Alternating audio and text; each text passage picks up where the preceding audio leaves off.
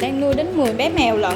Với cái loại cát ngày xưa mình sử dụng thì thật sự rất là khó để có thể ngăn khử mùi cho các bé. Nhưng mà từ ngày được một người bạn giới thiệu đến Cat Best thì tình trạng đó đã không còn nữa.